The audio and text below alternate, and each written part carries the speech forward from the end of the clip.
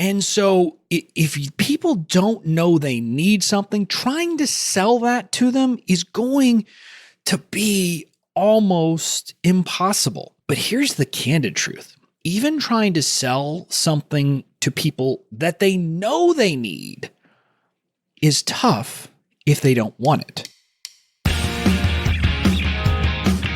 Welcome to the Online Genius Podcast, where host and renegade-thinking, beer-brewing lawyer turned online entrepreneur Bobby Klinck proves that building and protecting your online genius doesn't have to be rocket science. Bobby and his expert guests break down online marketing and the legal stuff so you can stop sweating the small stuff and get back to building your amazing business. Now, here's your host, Bobby Klinck. Hey there. Welcome to episode 88 of the Online Genius Podcast. I'm your host, Bobby Klinck, and I am really excited for today's show because I'm talking about something that every online entrepreneur needs to be doing, but candidly, way too many people do it wrong or skip it. Specifically, we're going to be talking about how to get into your fans and potential fans' minds, understand what they want, and really speak their language. Now, if you've been in this space for a while, or if you've taken any courses, one of the things you've probably heard about is called ICA research, or Ideal Customer Avatar Research. And a lot of people have exercises. And I'm going to be honest with you, a lot of those exercises, I think, get it wrong, or at least they stress the wrong thing, because they focus on having you develop this big profile of your ideal customer avatar down to what's the gender, what's, what age group, what magazines do they read, what TV shows do they watch, what movies are they doing, and all those kinds of things. And people get bogged down in that work. And I think a lot of people feel like it's a hollow exercise, and so they don't enjoy it and they don't do it. But what I'm going to tell you is, if you take the time to get into your, potential customer, potential fans' minds and really just understand them, you are going to be much better off. And so this episode is about how to do that. And I'm not going to use the cliched, I want you to come up with an age range and I want you to know what magazines they read. We're not going to talk about that. We're going to talk about a process for really investigating and understanding what your potential customers and potential fans want. And we're going to do it in a way that hopefully is relatable and understandable for you so you can go out and do this work. So that's what we have in store on this episode. But before we dive in, this episode, as always, is brought to you by the Online Genius Podcast community on Facebook. I love coming to you to talk through things with you, to, give you, my insights, to bring great guests on, et cetera, on this show. But what I really want is to engage with you. And that's to have a two-way conversation. And the best way to do that is in a community. And so that's what the Online Genius Podcast community is all about. It's our chance to talk about what we're talking about on the podcast, other digital marketing issues, legal stuff if you want to. It's just a place for online entrepreneurs who are trying to do this the right way to come together and talk and engage with each other and help each other out. I'd love for you to join. It's absolutely free. You can join by heading to youronlinegenius.com/community. Again, youronlinegenius.com/community. Just make sure you answer the questions and we'll let you in. So now let's dive in to how to do the ICA, or Ideal Customer Avatar Research, the right way. But before we do that, I want to talk about the classic entrepreneurial mistake that most people make here. Most entrepreneurs have a lot of knowledge, and especially about the area that we plan to talk about, to teach, and to help people with. And so the thing is, that knowledge is great for actually providing the information to people once they're in our world. But it actually is a disadvantage in getting people into our world. Because here's the thing. Oftentimes, we think we know what our fans need. Now, a lot of times we probably do know that, right? A lot of times we actually do know the steps they need to take. But the problem is that oftentimes our fans or potential customers don't know what they need. They don't know that they need what you have to offer. They don't know that, for example, they need to deal with the legal stuff. You can understand this is something that I dealt with in building my business around the legal stuff early on. And trying to sell something to someone that they need, if they don't need it, if they don't know they need it, is a battle that quite honestly is not worth fighting. You'll end up spending all of your time trying to educate people that they need this stuff. You'll have to spend a lot of money on ads and marketing to try to educate people, not even to bring them into your world, but just to wake them up that this is an issue. And so if people don't know they need something, trying to sell that to them is going to be almost impossible. But here's the candid truth. Even trying to sell something to people that they know they need is tough if they don't want it. So this is why, people who are like in insurance and in the legal stuff, it's hard for us to sell that because let's be honest, nobody really wants that stuff. They know they need it, but it's much harder. My coach, James Wedmore, after our first retreat of this year, he was actually reading it. There's this classic advertising and marketing book. I can't remember what it is. It's out of print now, buying it. I think there are versions floating around on Amazon from private sellers that you can buy for like $600 and things like that. And it has this little section about things like insurance that basically says it's really hard to sell this stuff. And talking about how to market it. They talk about maybe if you talk about the impact on other people, that can be a way to do it because people can't see like bad things happening to them, so they don't want to deal with prophylactic type of protections. And I use that not to as an excuse for me, but as a point that if you're trying to sell something that people don't want, but they do need, even if they know they need it, it's going to be really hard. What you want to do instead, there's this old adage in marketing that you need to find the bleeding neck. In other words, what is the immediate problem that people know they have and know they want to fix? Because it's that important, it's that urgent, it's that obvious. When you can find that bleeding neck, that's when you can get some real traction. And often, what people view as the bleeding neck, the thing that will motivate them, is not the thing they actually need. It's not the thing that you understand you can offer them. It's not even your main thrust. It's something else. It's something related. So what you have to do in this process is you have to find what people want. And when you find what they want, you sell them what they want and give them what they need. So that's kind of one of these pivots. Now, you could think of that in a lot of different ways.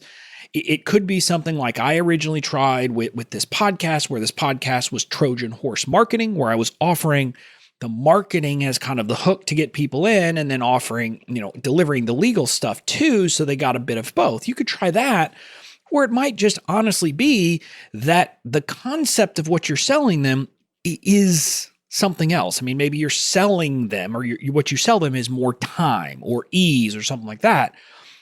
But what you give them is like a system, and that's what gives them those things. But that's kind of the concept here. So that's the mistake we need to avoid. And now I want to talk about how you go about figuring out what is your customer's bleeding neck. What is it that they want? How do you do this work? And I am not going to tell you to write out a 3-page long profile of your potential customers and fans. If you want to do that, go ahead. A lot of people have talked about that. That's not what I'm going to talk about, because that is like step one. Ultimately, what you have to do, though, is figure out who you want to talk to, then figure out where they are, and then the work starts. So I want to talk about the work here. And before we talk about how to do it, I want you to talk about or understand kind of a framework and get in the right headspace. The best bet here is to literally assume that you know nothing about what your fans or potential customers want. This is really, really hard. It means forgetting what you already know, at least for a little while. Because if you're focused on what you know, you're naturally going to bring that in. So, in my world, I knew about this legal stuff. I knew they needed this stuff. And so it was like, well, yeah, obviously I need to, but you've got to put that out of your mind until you're willing to let go and assume that you basically know nothing. Your preconceived notions are going to come back to bite you. They're going to get in the way. And I see this over and over with entrepreneurs who kind of do this work, but they still come into this. And it's like they ask a question, but you get a lot of yeah buts. And the yeah buts are, well, yeah, I know you're saying that, but how about this? And they keep coming back to their preconceived idea. And that's a problem. It's not just here when it comes to investigating what your fans and potential fans want. It's a thing that we do everywhere.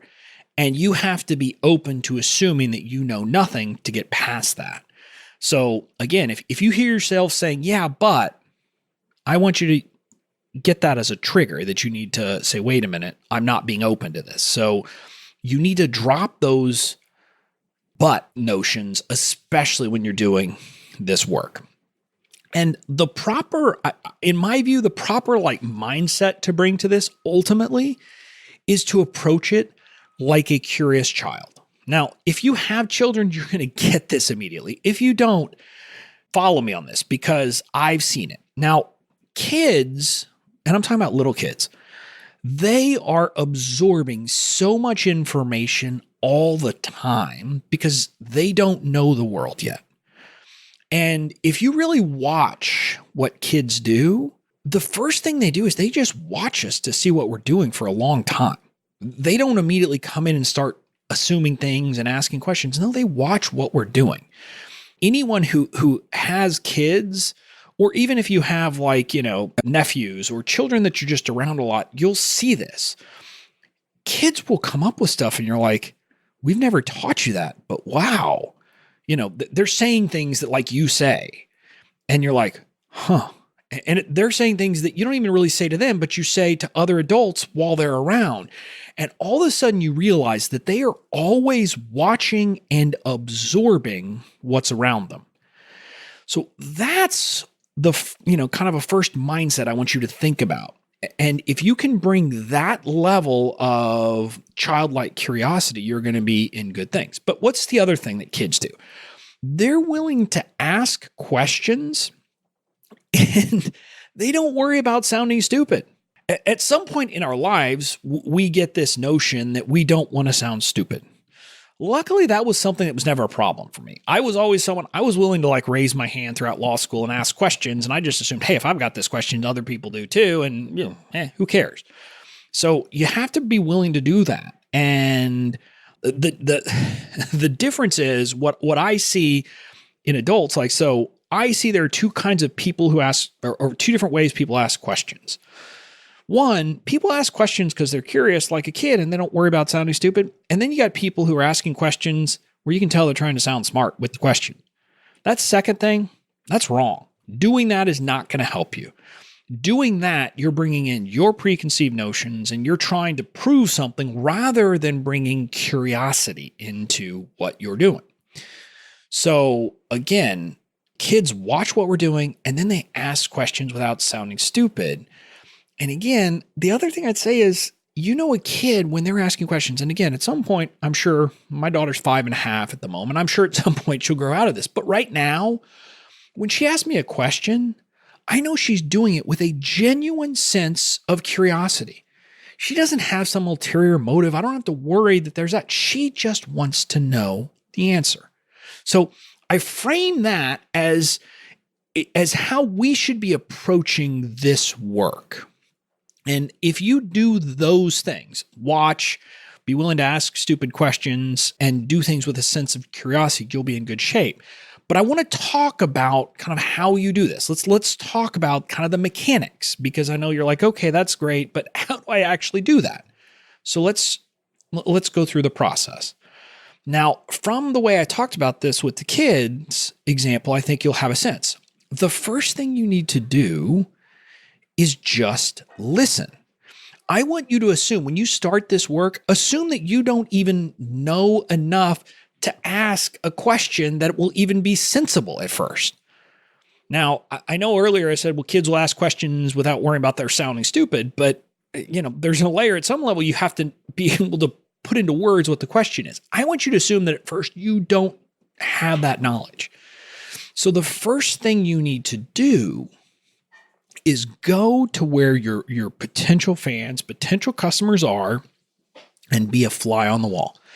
Now, if you listen to last week's episode, I talked about this during the find phase of the fans framework. This is doing things like going into Facebook groups where your customers hang out, following Instagram hashtags, going into Reddit threads if that's something where your people hang out, listening to podcasts, reading and listening to books, watching videos, doing all of that. But there's a couple of things there. Part of this is reading books and listening to podcasts and watching videos from other marketers because they're going to have some insight, right? Those people know how to talk to their folks. So that's one thing. But I will tell you that in many ways, the most useful thing I've ever done, and this is one of those things that, if you read a lot of the books about productivity and all these things, they would say that going and spending time on Facebook is a waste of your time and is something you shouldn't be doing. I kind of disagree.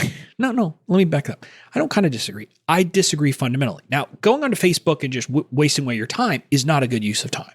But going and spending time in Facebook groups where your potential customers are hanging out and literally just consuming can be some of the most valuable time you are ever going to spend in your business. Now, if your potential customers and fans don't spend time on Facebook or on Facebook groups, obviously this isn't going to apply. But I think for most of us, they do. Whether you talk to online entrepreneurs, if you talk to people who are trying to eat gluten-free, if you talk to, people who are trying to train their dog or, who have dogs and need help with training, I don't care what area you are. There are groups that are tailored to your customers. Now, in some of the more advanced customers, like if you deal with professionals, like if you serve lawyers or if you serve dentists or something like that, it may not be Facebook groups. But most of us can find Facebook groups where our fans, and potential customers are hanging out. And once you find that, especially if it's an active group, just going in there and reading the posts, reading the comments, seeing, and it's about reading, but it's also about seeing, for example, which one of the posts is getting the most engagement, because that's a good sign that's going to give you a sense of what is really piquing the interest of everybody. And so when you start doing this, you'll start to really learn. This is the phase where you're being like a kid, just watching the world and absorbing. And you may not feel like you're absorbing at first. You may feel like, what am I getting out of this? I got to take notes. You can take notes if you want to, but honestly, just being there is over time going to be useful. And I'm going to tell you, you can do all of these other things, but honestly, I'm a believer that the Facebook groups, at least as I'm recording this, are probably the best place to do this work, because you can be a fly on the wall and see conversations going back, forth, and every which way. So do that work. Then once you have a feel, and I don't know how long this takes. I don't know, how long you should wait, but after you have a feel, start contributing in those groups. But here's the thing.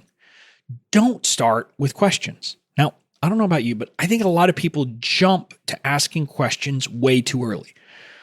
And ask yourself this. Have you been in Facebook groups where you see random people posting questions that are clearly market research questions? I see it all the time. But let me ask you, just put yourself in that mind. what does your mind do? How do you respond if you see someone doing that in one of your groups and it's someone who you've never seen participate or do anything else in that group?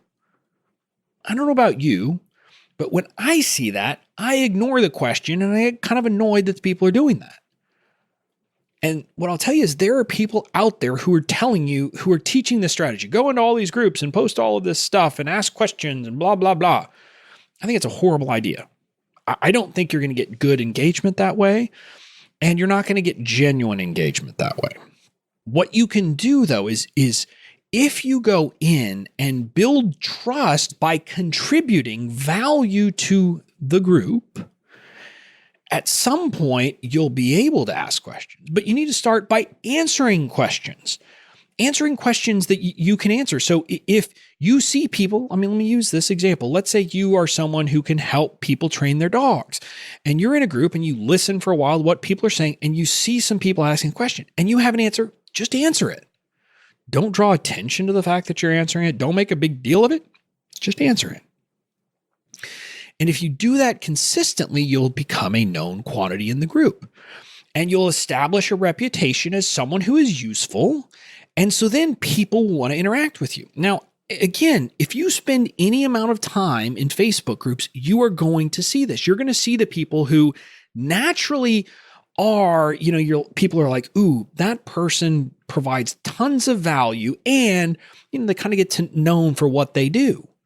Those people can get the most value out of these groups. So once you've done that, once you kind of started to establish yourself, that's when you can ask questions.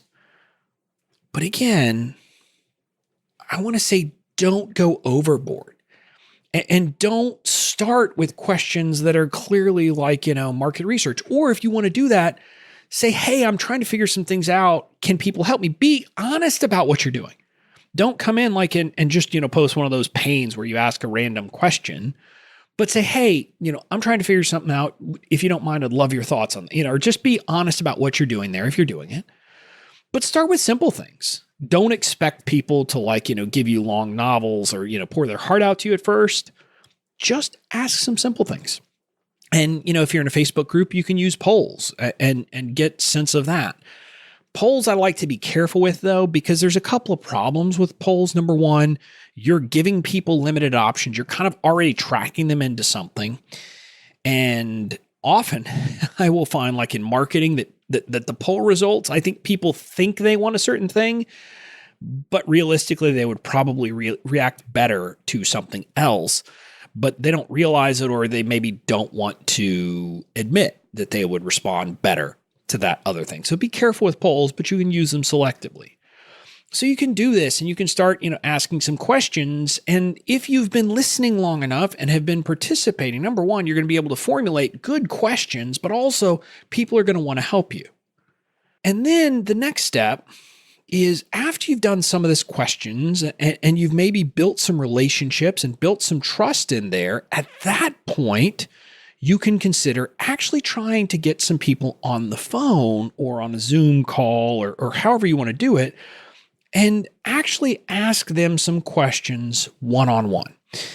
That is the point when you can get a ton of value. So these discussions where you're actually on the phone or in some place where they are talking to you is kind of the ultimate value point. And it's the ultimate value point because if you do it, I should say that. It's ultimate value only if you do it right. If you do it right, this can be the best way to get real feedback and information. But a lot of people do it wrong. A lot of people start these calls by telling the person who's agreed to get on the phone with them what their idea is. For example, if you're developing a freebie, you'll say, hey, I wanted to develop this freebie. What do you think? Or if you're thinking about, marketing, hey, I wanted to, I was thinking about marketing. I was going to talk about this. What do you think? Or if they're developing a product, hey, I was thinking about developing this course. It'll be about blah, blah, blah, blah. What do you think? Or, hey, I was thinking about creating this membership site and it's about this. What do you think? That's how a lot of people start the conversations. That is the worst idea on how to start one of these conversations, because most people naturally want to please others. And so that means when you tell someone your idea, Most people will tell you it's a good idea no matter what. Unless they think it is the worst idea in the world, they're not going to tell you that it's a bad idea for the most part. Now, there are some exceptions. I went through this candidly when I started to potentially create a course as a second iteration of something. Once I was already building a successful business with the legal stuff, and I started to do calls with people about creating a course. And of course, everybody knew that's what I was going to and what I was going to do. And most of the people were supportive, but luckily I found one person who was, very open and said, I don't want a course about the legal stuff. I just want my problem solved. And that person's willingness to be honest with me was huge. But I was doing the questioning wrong at that point. And it was the nature of things that people, I think, knew what I was up to and what the situation was. But if you start the right way, you can avoid that. So don't start with any preconceived notions. Don't start by telling them your idea. Just ask open-ended questions. Your goal is to get them talking and then just listen and jot down what they say. You'll find some phrases, you'll find some interesting feedback there, about things like what their frustrations are, what their pain points are, what they wish they could have, what the ultimate solution would be for their problems. All of those kinds of things, if you ask those and get a sense of that, that's where you want to go. And the thing is, a lot of people teach this in the context of creating a product, right? Of if you're going to create a course, ask these questions. If you're going to create a membership, do this work. But if you come into one of those calls with a preconceived notion that, hey, the answer is a course, often you're going to hear, ooh, the answer is a course. And so you have to be careful about that. Now, after you've done a lot of this open-ended feedback, then if you want to, maybe you can ask him a bit about your idea. In other words, you can talk about what you have in mind and get their feedback. But what I'm going to tell you is, even then, unless your idea is directly contrary to what they've told you they want, they're probably going to say yes. And I'm not sure that's right. It's kind of like if you ask people why they didn't buy, the first response is always going to be, it was too much money or it was too expensive. In reality, that's hardly ever the reason someone doesn't buy your product. In some cases it is, but in most it's not. You didn't establish, the need for them. You didn't, have good messaging to prove to them why they needed it is the actual reason most of the time. But they'll tell you it was too expensive. So it's the same thing here. They're going to probably tell you your idea is a good one. What you need to have done is sifted through the open-ended answers before you get there. So I want you to understand that. And then I want to talk about a big don't. Don't pitch anything to these people. And I'm talking about don't pitch it to them then, and don't say, hey, is it okay if I let you know once I develop a product? Don't do that. If you do that, you are losing your goodwill with them. Again, candidly, what I would tell you is that if someone is willing to get on the phone and do this work with you, if you ultimately develop a product, you ought to just give it to them. You shouldn't charge them. And I know people who say, but these are the people most willing to buy. I understand that. If you listen to my core beliefs, serve first is one of my core beliefs in business. And I'm going to tell you, if someone is willing to get on the phone with you and do this work, help you do this work, which is some of the most important work you can do, you should be so grateful that you're happy to give them access to a product that you develop based upon it, and you shouldn't worry about it. And again, if you're doing a membership, maybe you don't give them, and you're not doing lifetime memberships, maybe you give them a year, whatever. But I'm saying you ought to just give them access to the stuff because they have been so gracious to do this with you. And so that's, a kind of a pitch I would have to you on that. So we talked about the how. Now let's talk about when you should do this. And here is another place that a lot of people make a mistake. A lot of people hear about this idea when they're to the point of developing a product, whether it's a course, a membership, whatever. And what I'll tell you is I see people all the time in that context who are struggling to find people to talk to them because they haven't built the rapport yet. And again, this goes back to my steadfast belief that you should build a raving fan base before you develop any kind of signature product. And so you should be doing this work at the beginning when you're trying to build that raving fan base. It'll help you get your footing better than anything else. If you do this work early, it's going to help you to get, insights into messaging, into ways to talk generally in conversion copy and otherwise. And that can be hugely valuable. If you get insights into frustrations, etc., I'm going to tell you, once you get to the point of trying to get people into your world in a freebie or for something that's, that you're selling, you're going to need to know this information. And I'll give you an example here. When I was first doing this, doing online marketing and digital marketing and creating digital products, I didn't do this work. And so I got to the point of creating a course. I created a course called Safeguard Your Online Genius. This is the one I've talked about many times, that I spent over $11,000 in Facebook ads and sold one. And then that person asked for a refund. Well, I think my webinar was pretty good, but I got, it was, and I've forgotten what it is. It was a service you could get that kind of was it wasn't just with ClickFunnels. You can have it even if you don't have ClickFunnels, but it's, I think, called Funnel Scripts, if I remember right. But the idea is they have a lot of scripts for you that they can help you create basic outlines of scripts. And it's done with prompts. And so they ask you all these questions and then it fills in this information. Well, if you use that or anything like it, or if you look at any copywriting book or any copywriting help, they're going to ask you things like, what is your customer's biggest frustration? What's their second biggest frustration? What is their third biggest frustration? What is their biggest desire? It's going to ask you all of this stuff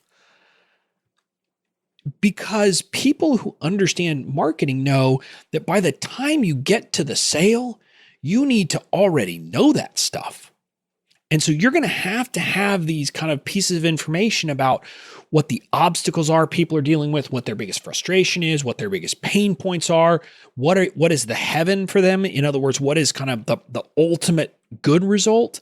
You've got to know that stuff. And so when you do this early on, you'll be getting it and you'll be testing that out in messaging from day one. But you'll also use this to create the right freebie.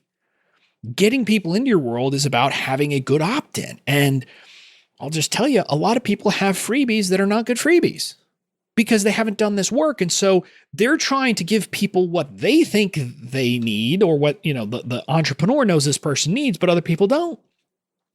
And so if you've done this work, you'll know how to hook people, how to get them into your world with a freebie that they actually want, and how to actually talk about the freebie in a way that people want. For example, one of my early freebies was a stock image guide. And it started with this idea that I was going to tell people the aspects you want in a good license for a stock image site. But I also, and again, this is where I lucked into it, I also decided to include 12 different stock image sites where I had reviewed the licenses and said it was a good one. And when I did some work, I eventually figured out that, quite honestly, telling people that I'm going to tell them the 3 attributes of a good license, that was an afterthought. What people wanted was a list of 12 stock image sites that a lawyer had said, hey, I've reviewed the license and it's good. And so you get the point that was where I could talk about the freebie. Again, I still provided them the information, but I talked about the freebie in a way that actually spoke to them and spoke to what they actually wanted, which was, I don't want to have to understand what I'm looking for in a license. Just tell me where I can go. And if I can go there and just get it, that's perfect. And so that was kind of an example of where I used it in the messaging for a freebie. But another place you're going to use this information is in the weekly content you create. You're going to hear people talking and having struggles. And for example, this episode was driven by me seeing people posting in groups over and over and over again that they created a product and then nobody wants it, or that they had been working on a product forever, and then they talked to people and people didn't want that. And so they had to scrap it and start from scratch. So I see that this is a pain point that people deal with. And then I see people talking about how they hate the traditional ICA work of, creating this, 3-page long description of someone and like, okay, I did that. Now what? And so I understood that people would like kind of a more practical, what do I do once I figure out who my ideal customer is? And that is, you do this work. And so that was the idea for this content. And so you see how you can start to use this information to shape the information that you're putting into the world. So that's the idea. And again, if you do this early, the other good news is that when you get later on to the point of developing a product, a signature product, now, first of all, hopefully at that point, maybe you've already got a good sense of what people need because you've already been testing messaging, testing freebies and seeing what people are responding to. But the other thing is that you'll have people who are your fans. You'll have people on your list. So if you want to double check it, then you have a ready source of people to talk to get feedback on your actual course idea or your membership idea. And you won't be struggling to find people, in a cold audience, whether it's in a Facebook group or on somewhere else, to try to find people and beg people to come talk to you because you'll have people on your list who would love to talk to you. And so if you do this work early, it snowballs, it gets easy, and then it's easier to kind of redo this later.